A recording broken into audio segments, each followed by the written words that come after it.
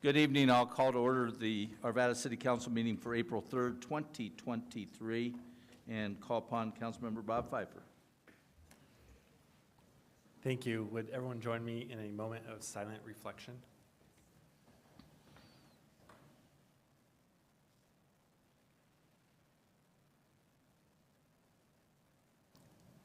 And now the Pledge of Allegiance, please. I pledge allegiance to the flag of the United States of America and to the republic for which it stands, one nation, under God, indivisible, with liberty and justice for all. Thank you. Kristen Rush, if you'll do the roll call. Mayor Williams. Here. Mayor Pro Tem Jones. Here. Councilmember Pfeiffer. Here. Councilmember Marriott. Here. Councilmember Mormon. Here. Councilmember Simpson. Here. Councilmember Smith. Here. We have our minutes of March 20th, 2023. Any changes or corrections? Not seeing any requests. They will stand approved as presented. Mr. Marriott, you have a recognition and proclamation. I do. Thank you, Your Honor. The City Council is designating the month of April 2023 as Child Abuse Prevention Month. I believe we have Abby Gass, Development Director for CASA of Adams and Broomfield Counties. Are you here? So come on down to the podium, if you will. And then also Vicki Pine, the Program Director for CASA of Jefferson and Gilpin Counties. So if you'll come on down too, that would be great. And I'd like to read this proclamation. It says, whereas although every child deserves to grow up in a nurturing environment free from harm and fear, all children do not receive appropriate care. In fact, too many children become victims at the hands of abusive perpetrators. And whereas Arvada has dedicated individuals and organizations who work daily to counter the problem of child abuse and help parents obtain the assistance they need. And whereas our community is stronger when all citizens become aware of child abuse prevention and becoming involved in supporting parents to raise their children in a safe and nurturing environment. And whereas effective child abuse prevention programs such as Ralston House succeed because of partnerships among families, social service agencies, schools, religious and civic organizations, law enforcement agencies, and the business community. And whereas it is up to us as a community to work tirelessly to end the abuse through awareness and action. And whereas all citizens, community agencies, faith organizations, and businesses will work to increase their efforts to support families. Now therefore be it proclaimed that the Mayor and the Arvada City Council hereby designate the month of April 2023 as Child Abuse Prevention Month. We encourage all Arvada citizens to join in renewing our commitment to preventing child abuse and learning what we can do to promote the safety and well-being of children. Every responsible person will agree that even one abused child is too many. And this proclamation is dated this 3rd day of April 2023.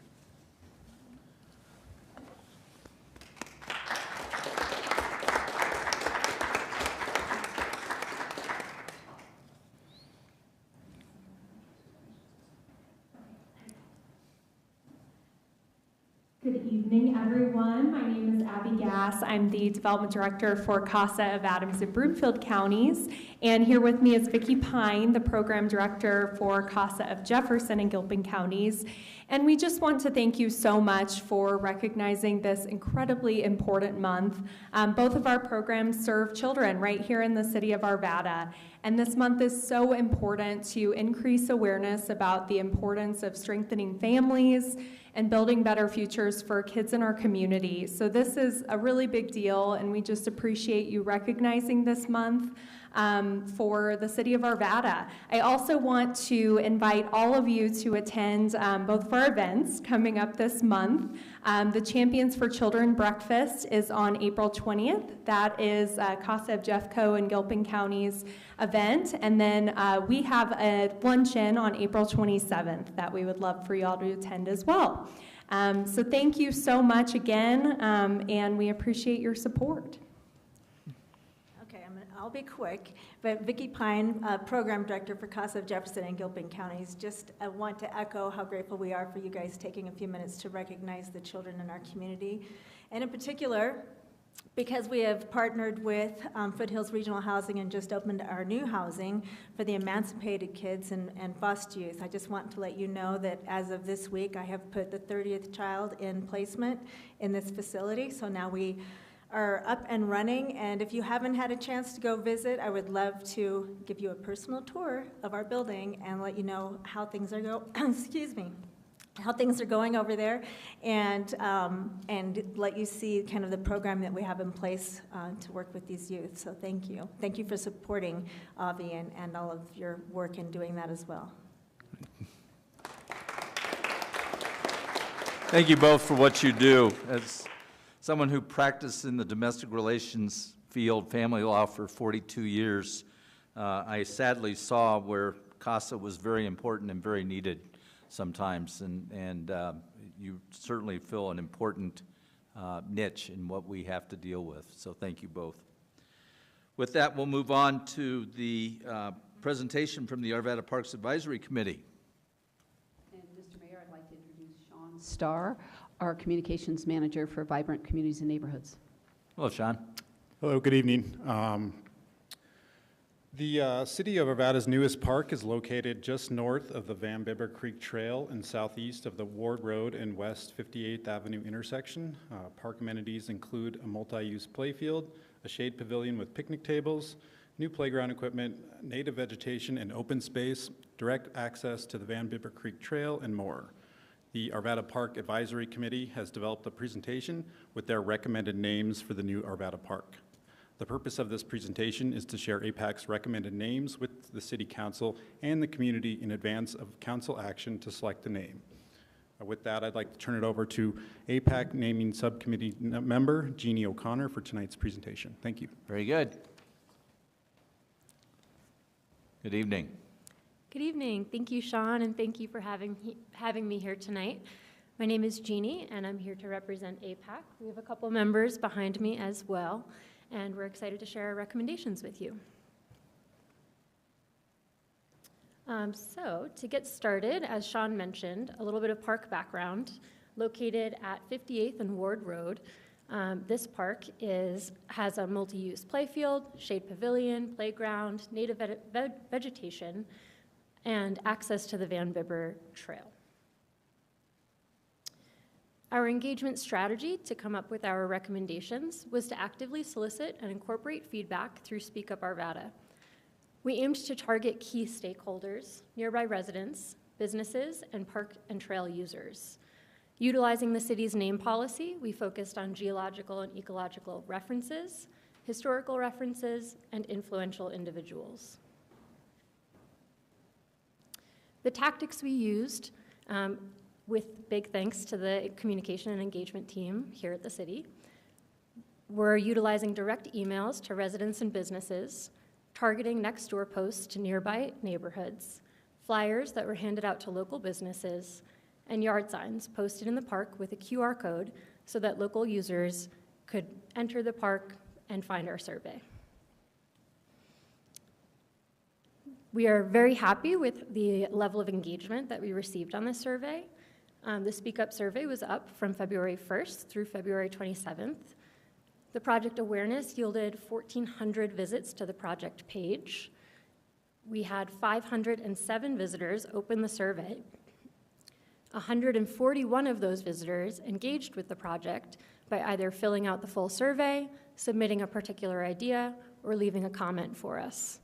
This engagement participation was higher compared to most surveys from 2022, so we'd like to thank Sean and his team for doing a really great job helping us with that. It's always nice to see who's filling out our surveys, and so we found it interesting that the highest rate of participation was by the age group of 30 to 39, followed by the age group of 50 to 59. And in great success, 67% of the participants of this survey were from the 2 closest zip codes to the park.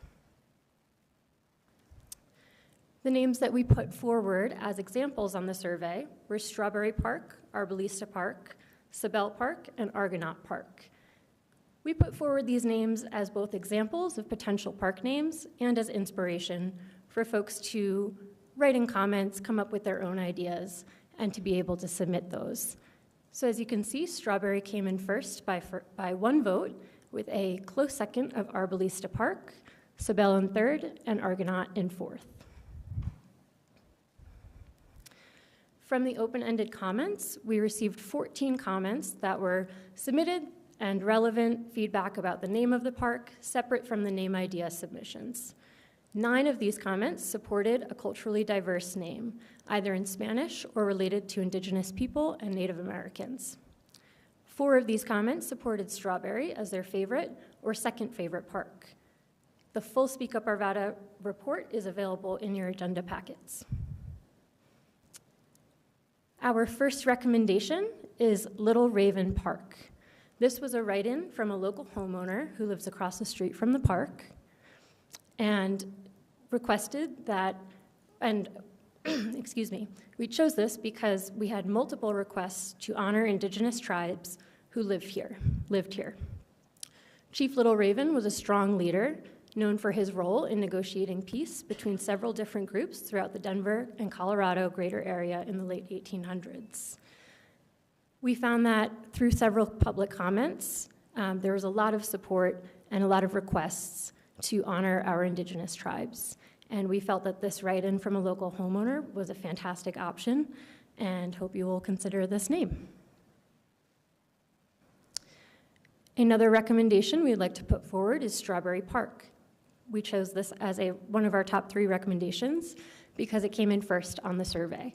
A lot of community members mentioned that they felt this was a fun name, they felt their children would like it, and so we thought this would be one of our top 3. This name honors the landscape and history of crops originally grown along the creek. And our final recommendation is Vista Verde Park. Vista Verde was also a write-in option, meaning Greenview Park. Several public comments appreciated having a name in Spanish and were in support of this. This is also on the city's master plan to create more inclusion and to honor all of our neighbors. We chose to go with Vista Verde because Arbolista came in second place, a close second, but we loved this write-in option. We loved the way it sounds, the way it describes the park, and we also felt that this would be a great opportunity for inclusionary language because we already have several places in Colorado, like Mesa Verde National Park and Buena Vista. So these are words that we are all familiar with, and we would love to bring them home to Arvada. So in conclusion, our 3 recommendations, in no order, are Little Raven Park, Strawberry Park, and Vista Verde Park. Thank you for your time, and I'm happy to take any questions. Very good. We appreciate your work, and we frequently comment as a council of how blessed we are in Arvada.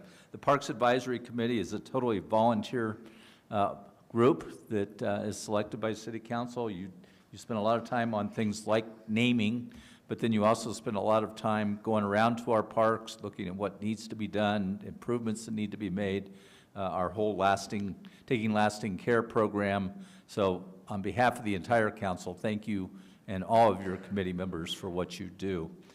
With that, I think Lisa Smith, you're first. Yes, just a question of the 3 recommendations that you put forth. What was APAC's primary suggestion?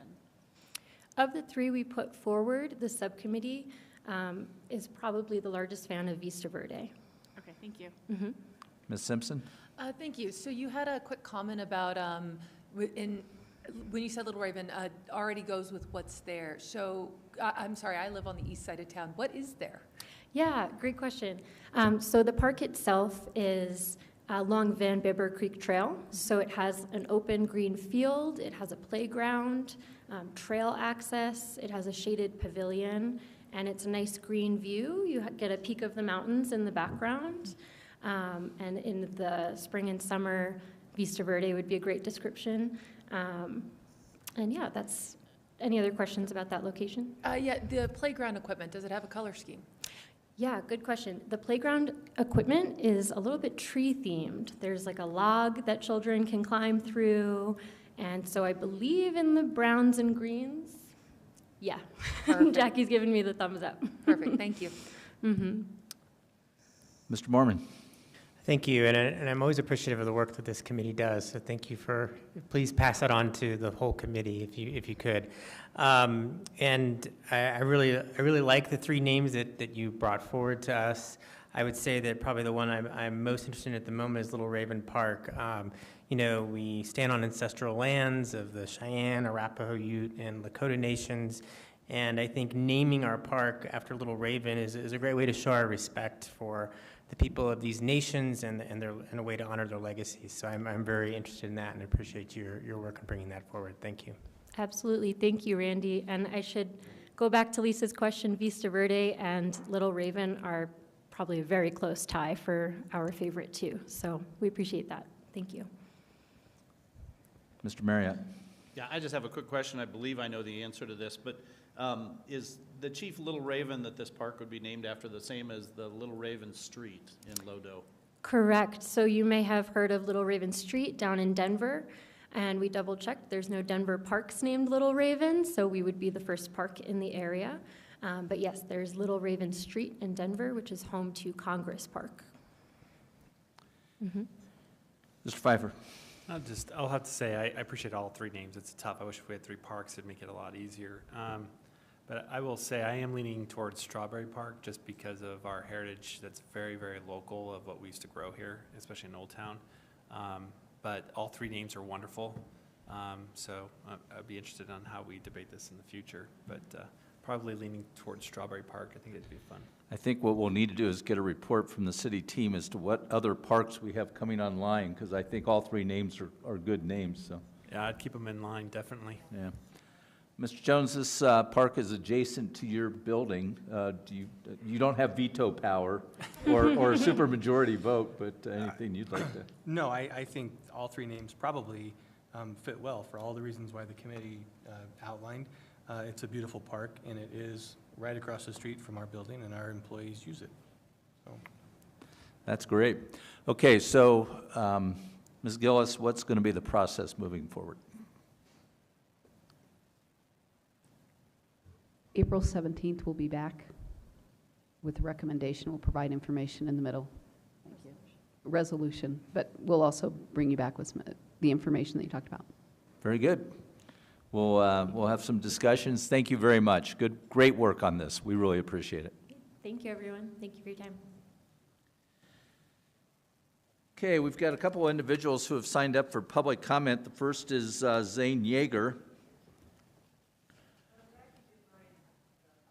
You bet, of course. Then I will move on to, Lucinoa Nieto.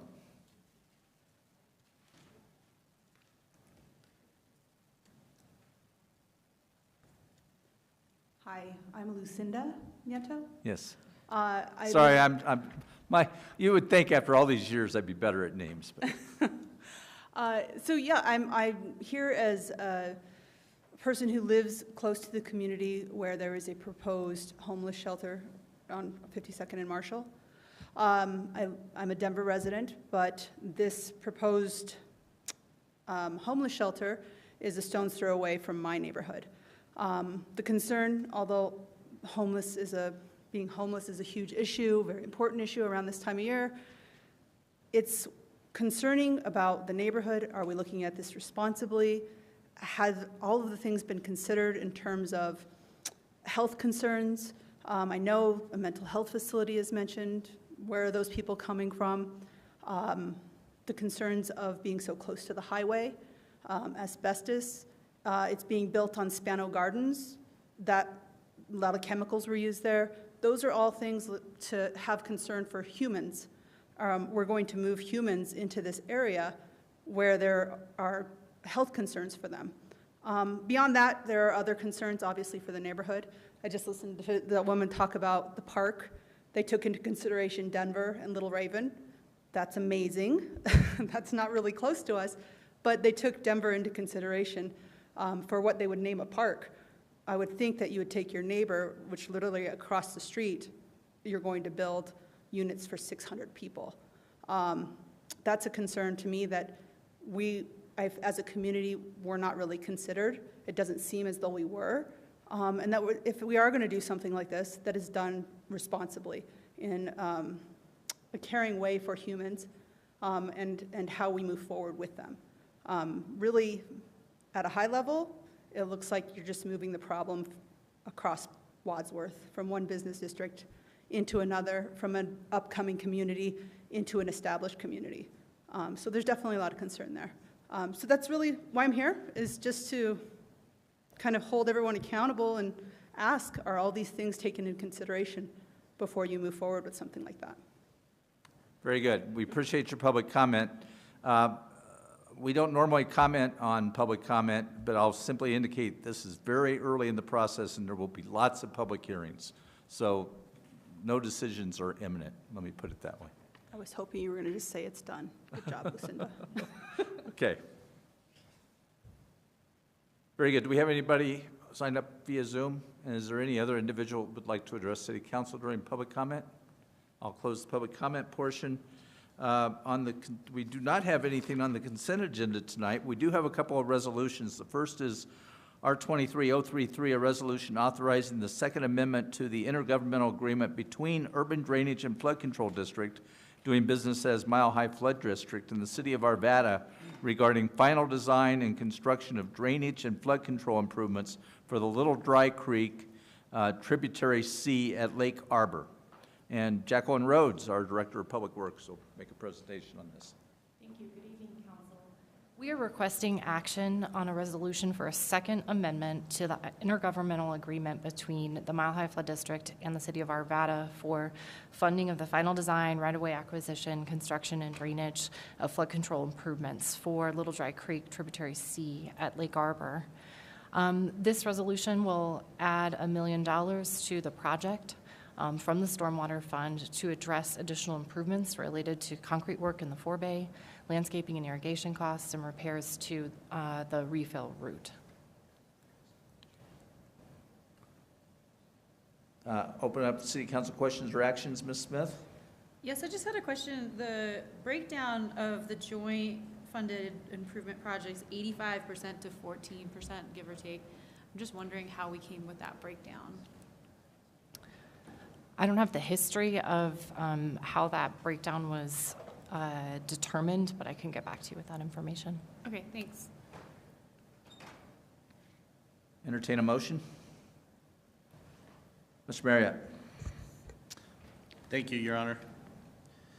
So I'll move that R-23-033, a resolution authorizing the Second Amendment to an intergovernmental agreement by and between the City of Arvada and the Urban Drainage and Flood Control District, DBA Mile High Flood District, regarding final design and construction of drainage and flood control improvements for Little Dry Creek, ADCO tributary C, at Lake Arbor be approved. Motions for approval. All votes are cast. That passes 7-0. Thank you. Next, we have Resolution 23034, a resolution authorizing acceptance of an intergovernmental agreement between Adams County and the City of Arvada for mutual aid for street outreach services. And Deputy City Manager Don Wick will be presenting this one. Yes, thank you, Mayor and members of council. This IGA between Adams County and the City of Arvada will provide non-exclusive street outreach services to Arvada via the Adams County Community Safety and Wellbeing Department. The street outreach team will provide services to the unhoused population in Arvada, specifically in the Old Town area and along the Clear Creek Trail in East Arvada, which extends into Adams County. Although the street outreach team may provide services in other parts of the city upon our request.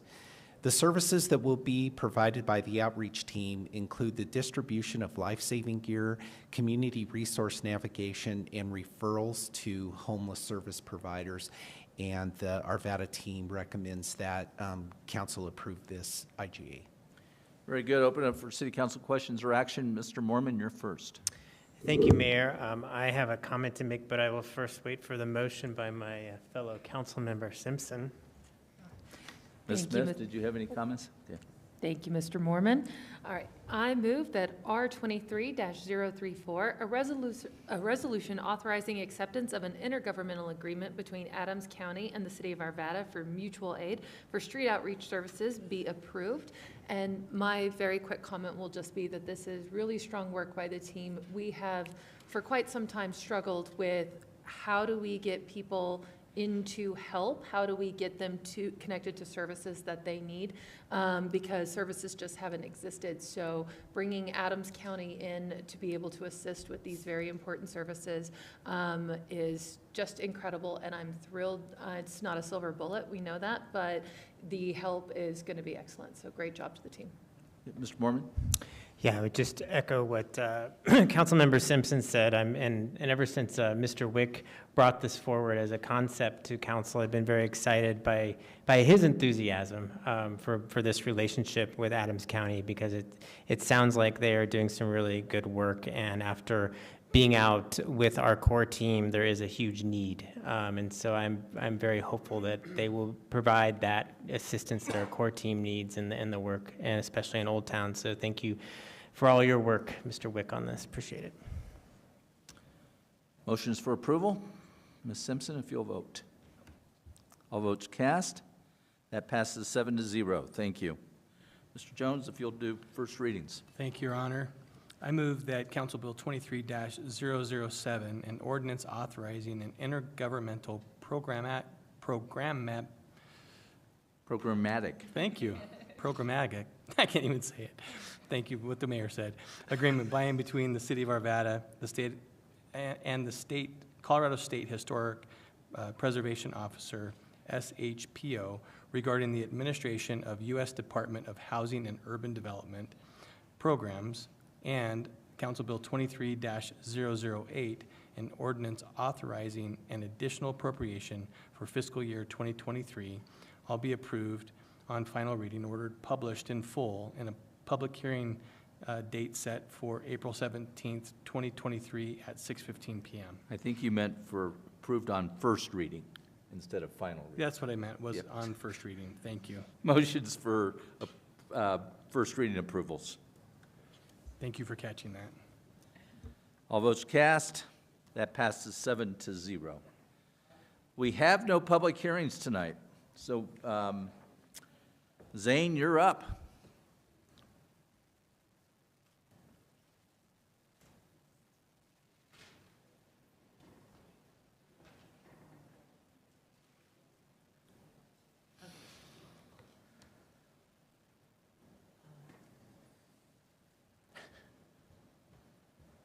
Oh, this table, I see. Okay, gotcha. You can see it up there, so push it up there.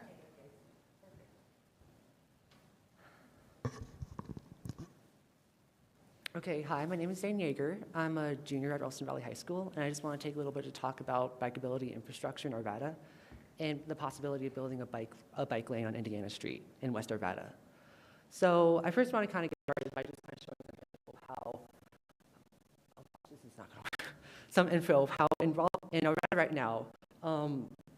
Most people in Arvada do drive to work every single day.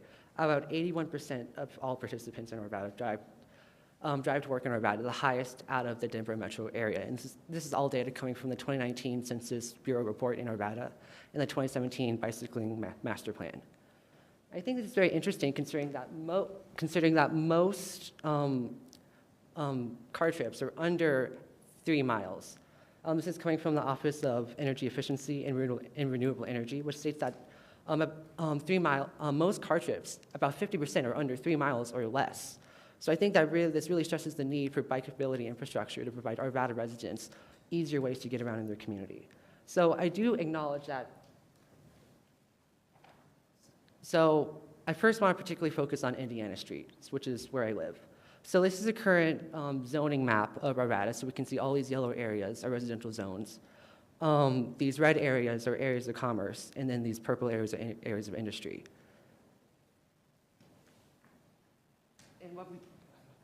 And what we can see on Indiana Street, this road running around right here, it connects 2 very, very important commercial areas of Arvada, one by Candelas and one by Westwoods. And what we can also see is that in also this western Arvada area, we've seen very, very massive growth in the entire city. And according to the 2019 census report for Arvada, we've seen that this area has grown about 12 to 20% in population over the past decade. So this is a very, very rapidly growing area, which, as you all may have known. And what we can see is that current bicycling infrastructure in Arvada, there is no continuous bike lane on Indiana Street, despite it connecting two very, very important commercial areas of Arvada, and despite the growth in the area. So I think this is very interesting to consider in context of how we have these two very, very disconnected zones of commerce in Arvada to its residents along this area, and how there's just no bicycle infrastructure along Indiana Street. Indiana Street has no sidewalks. It doesn't have any paved shoulder for bicyclists to actually travel down. I think that the growth in the area really signifies the need for a bike lane. And then I do acknowledge that in the 2017 bicycling report, this has been mildly addressed. You know, there's lots of different city bicycling lane projects that have been proposed. So this is just kind of showing here that they're all labeled different numbers. And these are kind of the top 10 for capital and in-house projects in Arvada.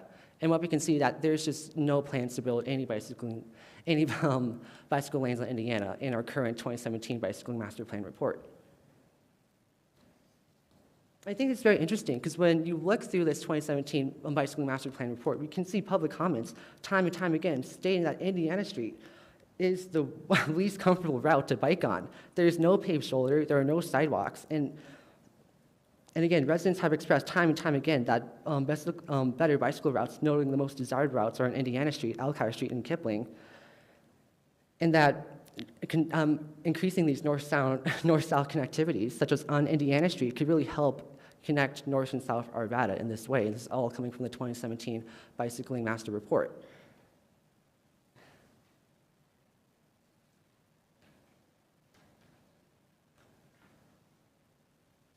So this kind of just is another article from that same study that basically says that there's just a lack of north-south connectivity in Arvada, and building a bike lane on Indiana Street can be a very, very good way to kind of help rectify this disconnect between our residents of Arvada, especially in West Arvada, where we have these two different, where we're seeing all this growth and just not the necessary infrastructure to support it. So again, what we can see is that, so for Indiana Street, which you may not be familiar with this, but Indiana Street, so projects 64 and 14, which are the designated projects for this area, there just simply isn't any plans to actually build any bike lane infrastructure in Indiana. In actuality, there is a priority list, which basically puts Indiana Street at 90th out of all the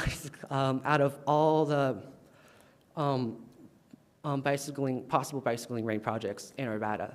So I'm going to make a direct ask and just basically state that because Indiana Street connects two very, very disconnected zones of commerce in Arvada, we've seen so much growth in the area, and residents have time and time again have expressed the difficulties of biking on Indiana Street because there are no sidewalks, there's no paved shoulder, and there's just simply no way for residents to actually traverse down Indiana Street without, trying to jump over weeds and private property.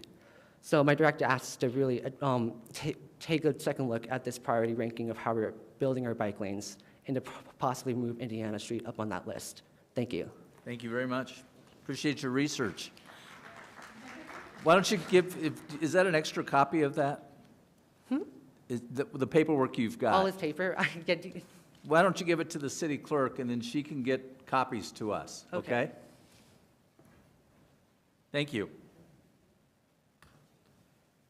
Do we have anybody else that would like to address City Council during public comment?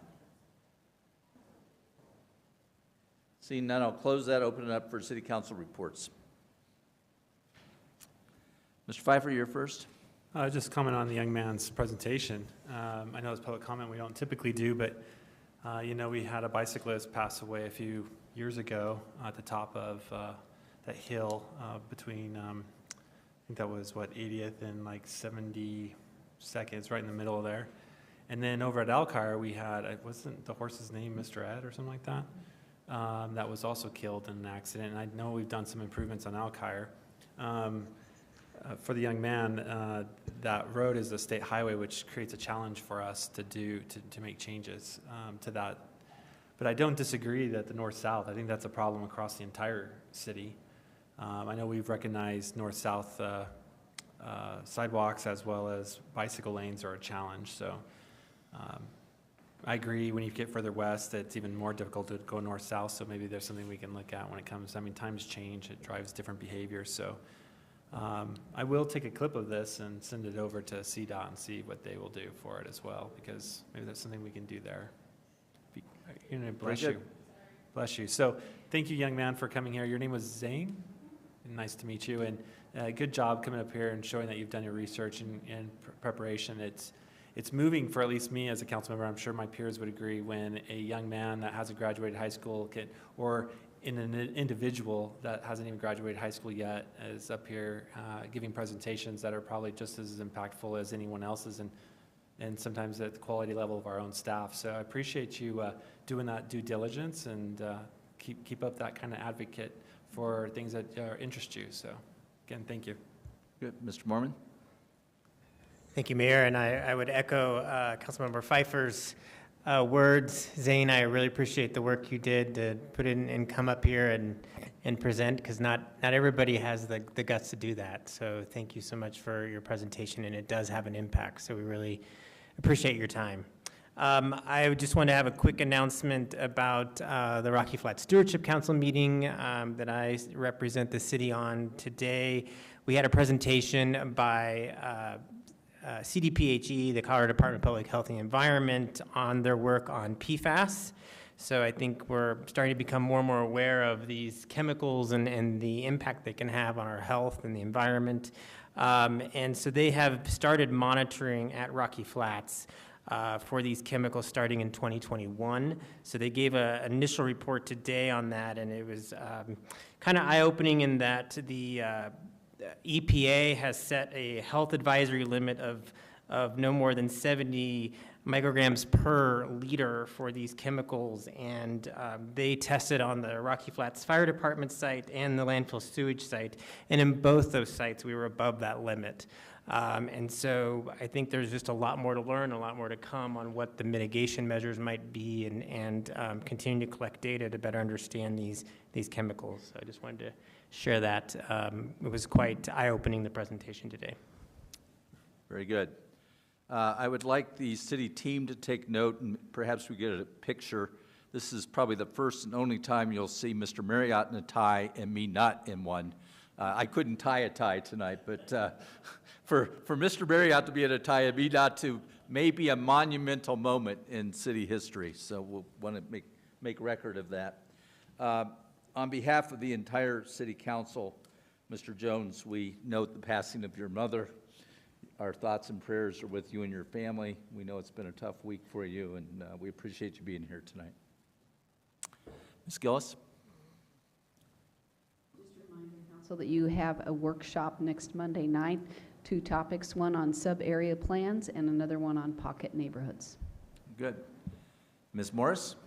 Nothing for me, Your Honor. You know, I wish that we had better teams playing in the national championship basketball game tonight, because we're getting out in time. With that, we're adjourned. Not like last year.